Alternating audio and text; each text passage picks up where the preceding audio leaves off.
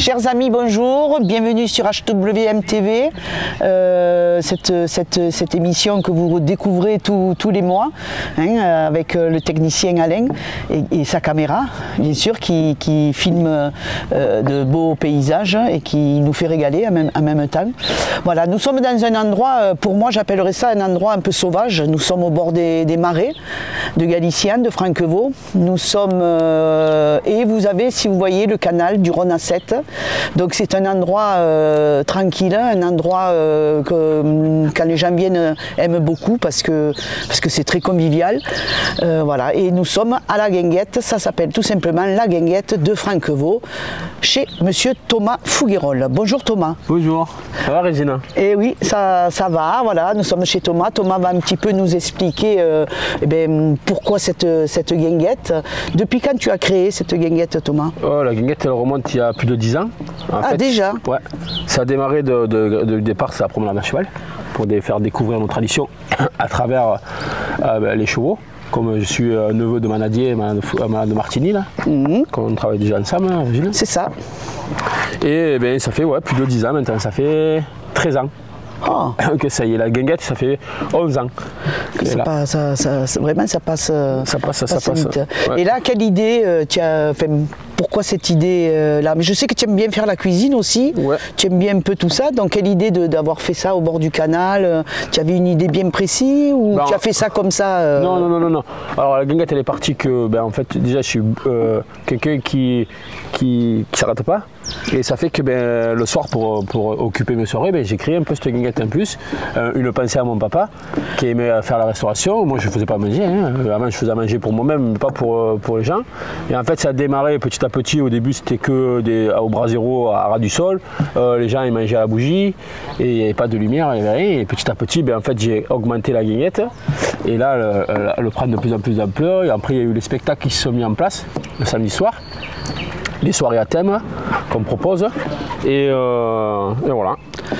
Et alors, le spectacle, tu peux nous en parler, tu peux nous dire deux mots sur le spectacle que tu fais ici du moins? Oui, alors c'est sur nos traditions déjà à la base, c'est par rapport à l'élevage Camargue et comment on éduque nos chevaux pour aller faire toutes les manifestations en fait.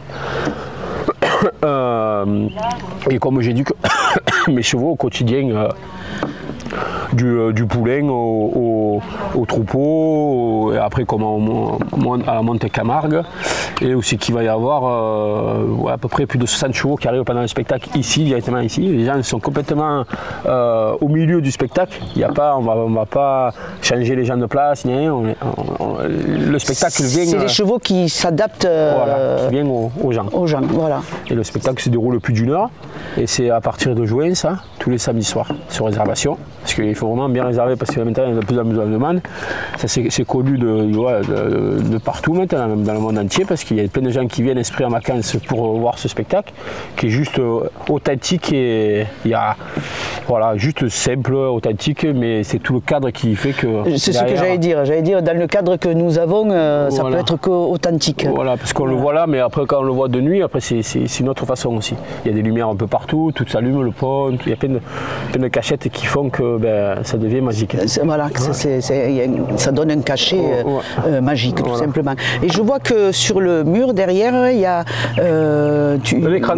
C'est un écran, voilà, un écran, donc tu passes des films. Voilà, le samedi soir, après en pleine saison, quand on commence à juillet, on fait des soirées cinéma tous les dimanches soirs. C'est qu'on propose la restauration et le cinéma, un cinéma qu'on met, c'est des films authentiques, c'est des films de Louis de Funès, c'est que des films français, et c'est que les gens se régalent à venir passer leur petit moment le dimanche soir. Il y en a qui mangent, il y en a qui ne mangent pas, et c'est convivial. De toute façon, cette guinguette elle est conviviale, elle est authentique. L'objectif de cette création de cette guinguette, en fait, c'est une extension d'activité que moi j'ai fait par rapport à mon activité qui est à la base éleveur de chevaux, et en essayant de donner cette authenticité que j'essaie de garder au maximum et faire vivre nos traditions à travers mes couleurs que je porte toujours avec mon pantalon et mes chemises de gardien, plus mes chevaux qui sont harnachés correctement dans nos traditions, et pour faire promener ces gens-là. on essaie de garder cette authenticité au maximum.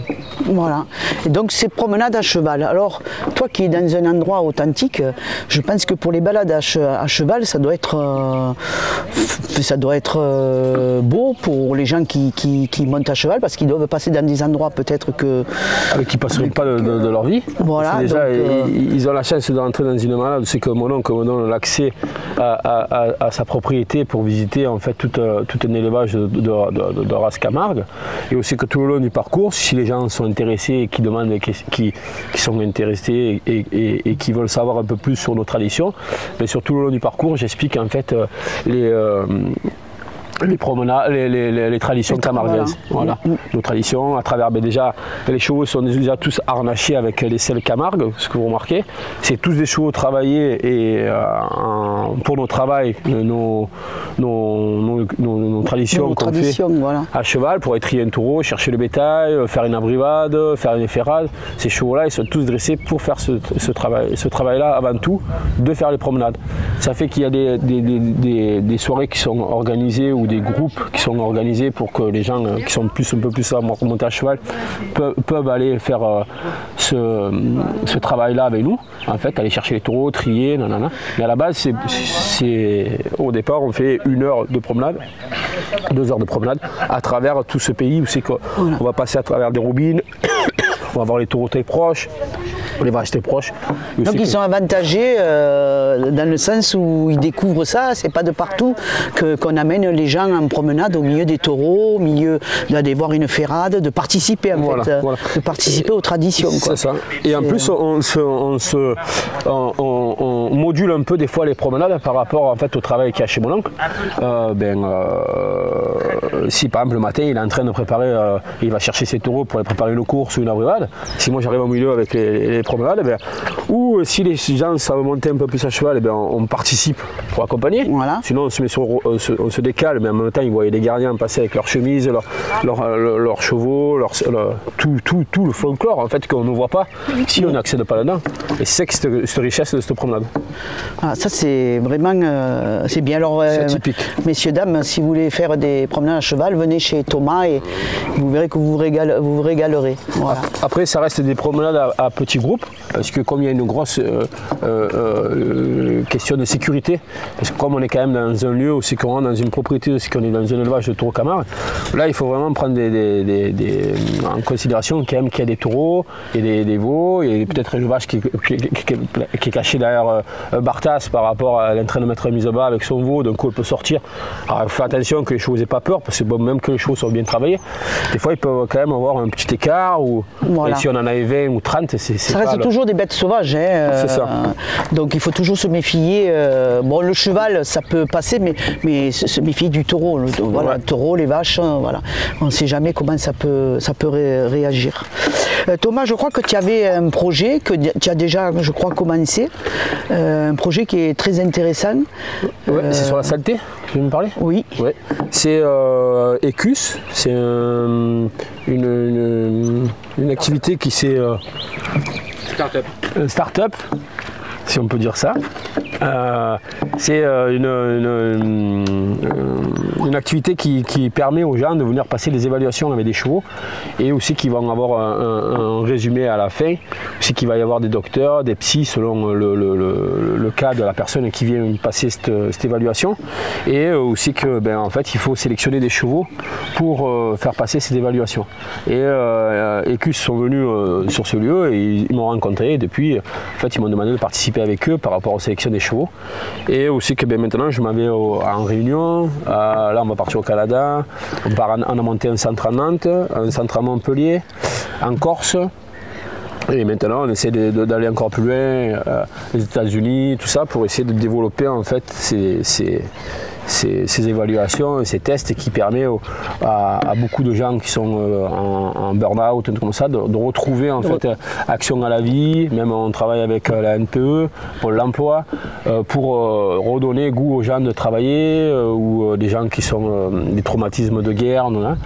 Grâce à tous ces protocoles, une vie plus normale. Arrive avec le cheval, arrive à remettre tout le monde dans le... Ah ouais, c'est drôle ça. Après, si vous voulez plus de renseignements, il faut taper sur internet Ecus, E-I-Q-U S. Et là, vous aurez tous les renseignements sur ce truc-là. Et ça existait ça avant Non, ça n'existait pas. Ah, c'est Nadège Gazik, la présidente de ce truc, et qui a créé ce protocole. Et franchement, ce qui est intéressant, c'est comme moi, un éleveur de chevaux, ce qui est intéressant, c'est que derrière, il y a beaucoup de recherches déjà sur le cheval, sur le bien-être animal, et il y a des vétérinaires qui nous suivent. Maintenant, il y a beaucoup de docteurs qui sont sur ce truc-là. Je pense qu'ils doivent découvrir plein de choses. Que s'ils n'avaient pas fait ça, ils ne sauraient pas ce que le cheval peut apporter à l'être humain. Déjà, on savait que le cheval apporte du bien à l'être humain, mais avec des recherches comme ça, c'est encore... je veux dire, c'est génial, quoi. Et même après, des fois, même, ça va au-delà de ce qu'on pensait sur la recherche. C'est vraiment impressionnant. Et en plus, ce qui a des bienfaits, c'est que quand même les chevaux sont branchés au cardio. La personne qui vient passer dans la carrière, elle est branchée au cardio aussi. Ça fait qu'en même temps qu'ils sont en train de faire des trucs avec les chevaux, parce que les chevaux sont en liberté, eh bien, on arrive à voir si la personne elle est vraiment trop haute, et le cheval aussi. Alors ça fait qu'on peut demander d'arrêter. D'accord. Pour pas que ça perturbe le cheval ni la personne, voilà. Pour pas qu'ils se mettent non plus dans le rouge. Voilà. Oui, parce qu'on peut tomber sur une personne qui ait peur mais qui ne veulent pas le dire, voilà. Et puis qui ne se sentent pas bien, qui ne se sentent pas à l'aise. Voilà, mais ça c'est vraiment super. Ça. Ouais. Et même en même temps, ça fait voyager, ça fait, tout à fait. Et ça fait découvrir. Et puis on apporte nos traditions aussi, en quelque part. Parce que, déjà on a les chevaux, à travers les chevaux. Après, en plus, ce qu'on essaie de mettre en place, c'est par exemple, à chaque fois qu'on va dans les centres, c'est mettre des centres, c'est qu'il y a des chevaux en liberté. C'est pas des chevaux qui vont être parqués ou qui vont vivre en box. Après, tout le monde fait comme il veut, tout le monde fait comme il peut aussi pour élever ses chevaux et leur donner le bien-être. Mais nous, par rapport à ce qu'on m'a demandé et par rapport à ce qu'il va ressentir dans cette carrière, on essaie que ces chevaux-là puissent avoir un équilibre naturel. Ça veut dire qu'après l'évaluation, ils vont être relâchés en esprit troupeau. Moi, comme ici, ils sont en liberté. L'été, après, ils sont lâchés au bord du canal et ils vont être libres en troupeau. Ils sont plus de 60. Et ça fait que c'est entre eux qui se rééquilibrent en fait. C'est parce que si on prenait ces chevaux-là, qu'ils ont passé une évaluation et que l'évaluation a été perturbante pour eux, il peut y avoir des séquelles en fait derrière après. Ouais. Alors ça fait que on demande à chaque fois qu'on trouve des lieux, qui est un protocole et un programme et qu'on appelle ça, que les chevaux soient quand même en liberté. En liberté, voilà, que ce soit plus, voilà. Plus après, moi, il y a une grosse sélection quand j'arrive sur le lieu, je fais une grosse sélection des chevaux pour regarder s'ils sont en capacité de pouvoir fournir ce qu'on attend d'une évaluation et des ateliers qu'on fait derrière, parce qu'après, une fois qu'ils ont fait une évaluation, derrière, on fait des ateliers aussi. Si les gens veulent faire des ateliers, parce qu'il y a un suivi pour continuer à aller.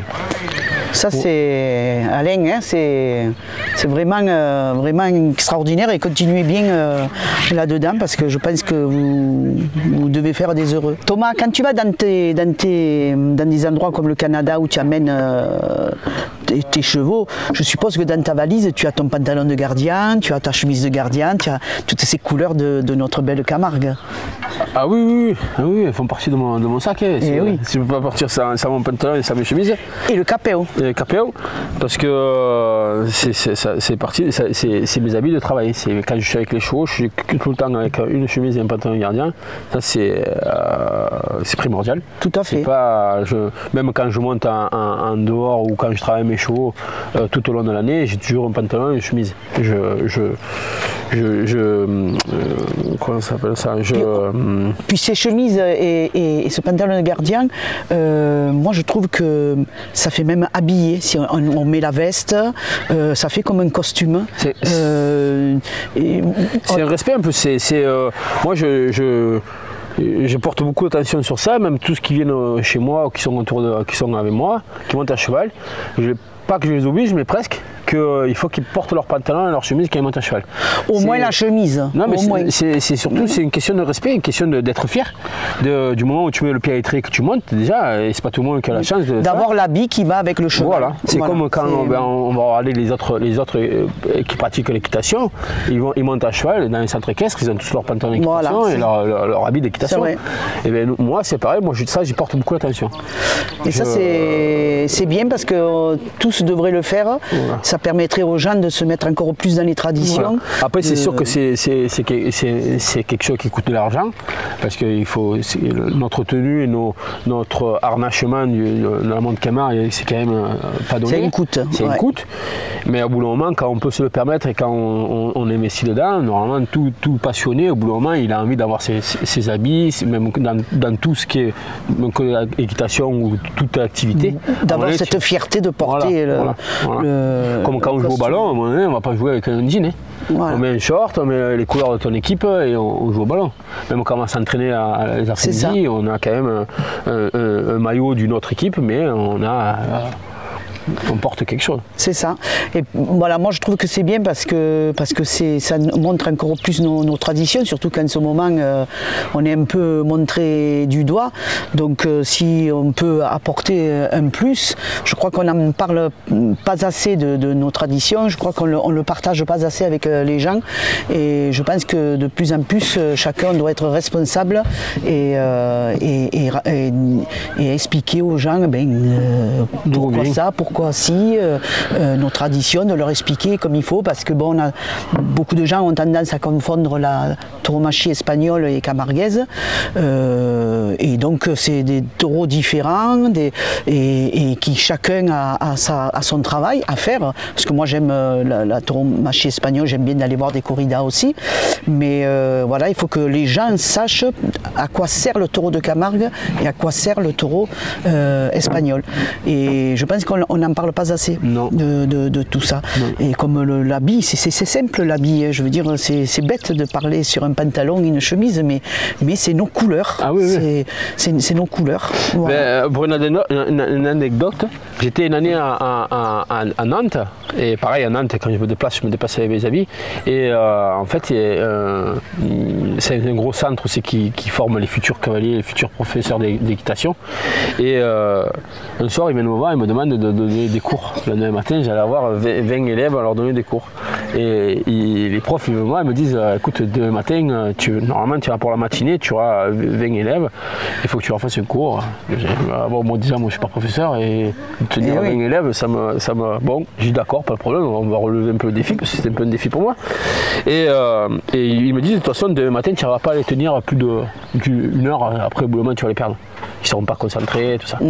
Et bien, la première chose que j'ai fait le lendemain matin, quand je les ai vus, déjà, on a fait un tour de table, c'est tout se présenter, et après, ça a été mon tour de me présenter. Alors ça a duré plus d'une heure, la présentation d'où je viens, la Camargue, tout ça. Et déjà rien que d'en parler, déjà ils rêvaient, tous ces jeunes mais qui avaient déjà 18 ans, 18 ans, 20 ans. Ils ont rêvé à travers ma passion, à travers mes journées, comment je vis au quotidien de ces territoires et de nos cultures et de ces traditions. Et je les ai gardés plus de 3h30. Et c'est moi au bout d'un moment qui ai dit il faut les mettre. Parce qu'après je leur ai parlé des chevaux, on est rentré dans le vif du sujet dans les chevaux. Comme je suis éleveur, après les chevaux on les connaît plus que tout. Mais la base de tout c'était la tradition. Et ça les a fascinés. Parce qu'ils me demandaient comment ça se fait que je... Et oui, ils posaient des questions. Pourquoi un pantalon noir ou avec un risolé? Alors je l'explique. Non. Et même après, quand j'étais à Nantes, là, je travaillais des chevaux et nous on travaille d'une autre façon que dans les centres équestres. Parce que déjà on ne porte pas le bombe. Voilà, moi j'avais amené mes selles, je suis parti avec mon matériel total, ma selle, déjà la selle là-bas, je me demandais ce que c'était. C'est pas les mêmes, voilà. Et il y avait un petit garçon qui était assis sur un caillou le soir. Et moi j'étais avec un cheval en train de le travailler. Et il me dit, monsieur, mais d'où vous venez vous?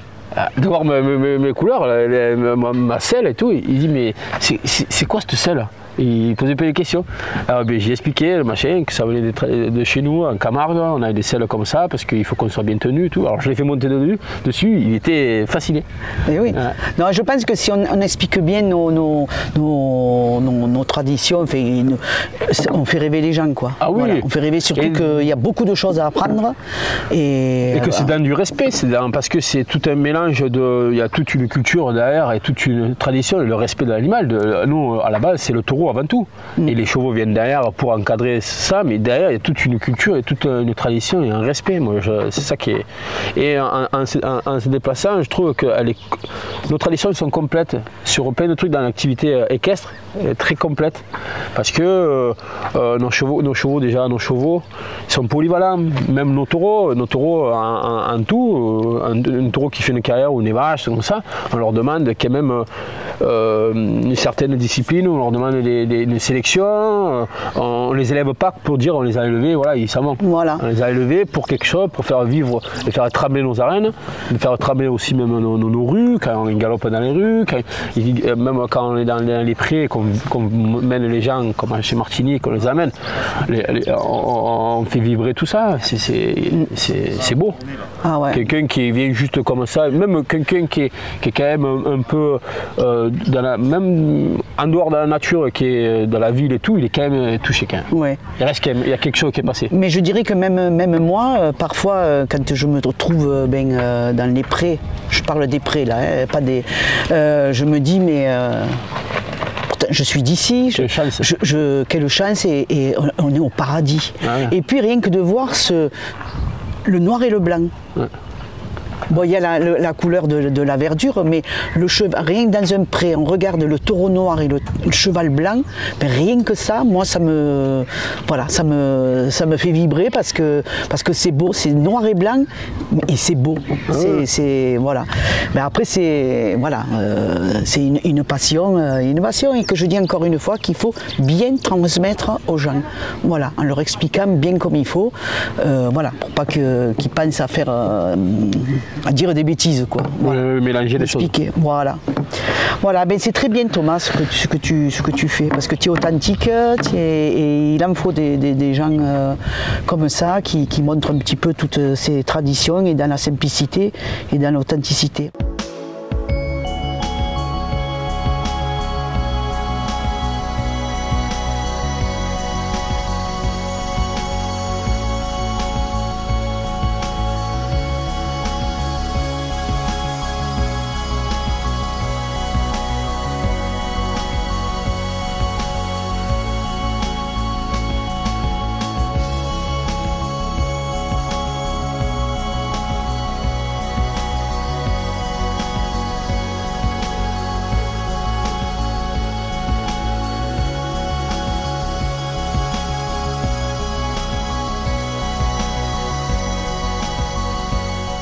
Alors à mes côtés, j'ai Roger. Bonjour. Bonjour Roger, qui a pris la suite de Thomas, puisque oui. Thomas veut se consacrer à ses chevaux, ce qu'il fait bien. C'est ça. Et donc Roger, toi tu t'occupes de la guinguette. Alors qu'est-ce qui se passe dans cette guinguette? Alors cette guinguette pour l'instant elle est ouverte que le midi. Elle est ouverte donc du lundi au dimanche midi. Et en ce moment, on fait un menu du jour à 19,50 avec une entrée, un plat, un dessert. Et à la carte à côté, des grillades de feu de bois. Donc par exemple, aujourd'hui, on va avoir de la côte de bœuf de Angus maturée 38 jours, du barbet rouget, de la sole et un menu tout simple pour le midi. Voilà. Donc ça, c'est vraiment l'occupation en ce moment en avril. Dès qu'il fait beau, donc on espère en mai, on va faire les soirées. Donc on va commencer par les soirées le vendredi soir, qui est une soirée surprise à thème, où par exemple on commence le 5 mai avec 4 guitares, donc des amis gitans, flamenco, et on fera une paella. D'accord. Voilà. Donc ça c'est les soirées tous les vendredis. Donc tous les vendredis il y aura des groupes qui changeront. Et à chaque fois ça sera une soirée à thème, donc soit accordéon, sardinade ou alors le flamenco paella. Donc tout ce qui se passe au niveau de la guinguette, c'est sur le site de la Facebook, la guinguette de Franquevaux. Voilà. On met tous les menus le soir pour le lendemain, toutes les activités, c'est tout le temps à jour. Et c'est que sur réservation? Alors c'est que sur réservation. Alors voilà. Pour réserver, il faut m'appeler moi, Roger. Mon numéro c'est le 06 41 25 89 21. Voilà, et là il faut m'appeler pour réserver s'il y a besoin. Voilà. Et alors ça ouvre à partir de Pâques, je suppose. Oui, on a ouvert voilà. à Pâques. Oui. Et jusqu'à quand? Parce que c'est quand même en plein air. Jusqu'à octobre, et on espère aller plus loin si les jours le permettent. S'il fait beau en novembre, oui, décembre, c'est vrai que... on fera des ouvertures dès qu'on pourra le faire, évidemment. Parce que vous fermez là, non? Alors on va fermer une partie de la guinguette à partir de septembre, quand ça se refroidit et qu'il y a un peu plus de vent. Mais bon, ça sera fermé que d'une partie. Hein. Ça permet aux gens, s'ils veulent encore voir le paysage, être dans cet endroit authentique, bon, ça leur permet l'hiver de venir et de profiter de ce bel endroit. Tout à fait. Voilà, et de la nature qui change de saison en saison et qui est très très belle dans les 4 saisons. C'est vrai. C'est vrai qu'on a une nature, l'automne, le printemps, et c'est vrai que les gens peuvent venir voir ça. Moi, je trouve que c'est génial. Exceptionnel. Oui. Voilà. Alors après, au niveau de ce qu'on fait à manger, on fait que du circuit court. Donc on travaille avec des gens du coin. Je travaille avec un boucher de Générac, par exemple. Je travaille avec les pêcheurs du Gros du Roi. On travaille vraiment qu'avec les produits locaux. Voilà. On essaye le vin est local. C'est bien, c'est important. C'est très important, bien sûr. Voilà, surtout qu'on a des très très beaux produits en Camargue et il faut vraiment sortir ces produits-là. Donc on n'achète pas du poulet qui vient de la Yougoslavie, on achète du poulet qui vient de Galician ou d'ailleurs. Donc vraiment c'est très très ciblé sur le circuit court et faire travailler les gens qui sont autour de nous.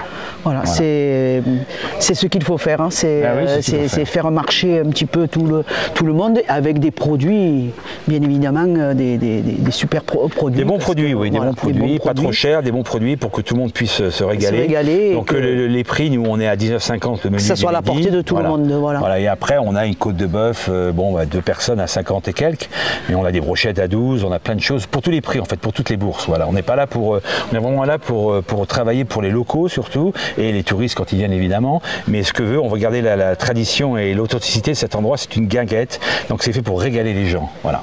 C'est à la bonne franquette. À la bonne franquette, exactement. Voilà, c'est ce qu'il faut et puis c'est ce que recherchent beaucoup les gens. Ils recherchent ce côté familial. Oui, familial, puis insolite. La nature est exceptionnelle. Voilà. Il n'y a pas de bruit. Franchement, je ne sais pas comme ça au niveau du film, mais c'est très. On entend les oiseaux. Ce canal du Ronasset qui est là au bord, cette nature, parce que nous sommes au bord des marais aussi, où il y a la Sagne, et cet endroit est magnifique. Voilà. Franchement, venez passer une soirée, venez manger, venez profiter des produits locaux, venez profiter des spectacles parce que c'est magnifique, c'est authentique, et puis ça fait rêver. Oui, ça fait rêver. Puis il y a toujours une petite fraîcheur ici. Ce canal du Rhône à 7 amène toujours de la fraîcheur. Même l'été où il fait très chaud, on est toujours moins chaud à la guinguette qu'ailleurs. Parce qu'on est dans la nature et il y a vraiment au bord une petite fraîcheur. Qui avec quelques bateaux qui passent, qui nous font coucou, bonjour. Des fois qui s'arrêtent aussi. C'est authentique, on va dire. C'est authentique, c'est génial. Voilà, et bien je crois, il y a autre chose à dire sur la on fait aussi le dimanche, le dimanche, on va faire un buffet champêtre. Ah, bien. D'accord. Donc à partir, évidemment, qu'il commence à faire beau, on fera un buffet champêtre, avec le soir, on fera un cinéma en plein air. Voilà. D'accord. Derrière nous, il y aura un écran et on fera des films classiques. On va commencer avec Crin Blanc. Voilà, on met des films classiques pour tout public, évidemment. Ça sera tous les dimanches soirs, je pense, à partir de juin. D'accord. Voilà. Ça c'est bien aussi, parce que c'est des films qu'on ne voit plus pratiquement, ou très peu, et donc c'est bien de faire voir aux gens, surtout, même, j'allais dire les gens pas d'ici, mais même pour nous, parce qu'il y a quand même longtemps que c'est pour tout le monde, et puis bon, on le connaît, mais il y a quand même un moment qu'on n'a pas vu, et donc ce sera toujours bien de nous remémorer un petit peu ce film Crème Blanc, et puis pour les étrangers les autres personnes qui arrivent d'ailleurs, et ben je pense que ça leur fera un peu plaisir de regarder ce film. Voilà. Moi j'aimerais d'appeler Thomas. Thomas, allez viens là, parce qu'on va dire au revoir un petit peu à nos téléspectatrices et nos téléspectateurs. Merci à vous de nous regarder. On a dit les numéros de téléphone, oui. De toute manière, vous avez un panneau derrière là-bas. Vous avez un panneau. Ça, ce sont pour les promenades à cheval de Thomas, et vous avez le 06 17 09 82 12. Et la restauration, 06 41 25 89 21 Roger. Voilà. Et bien écoutez, moi je vous souhaite une bonne saison, merci que ça tourne bien. Nous Thomas, on va se voir puisque à la manade de Martigny, tu vas venir avec tes chevaux. Et puis, chers amis, je vous fais plein de poutons et puis passez de bonnes vacances. Merci et on espère à très bientôt à la guinguette. Voilà, exactement. Plaisir de vous voir. Allez, poutons tout le monde.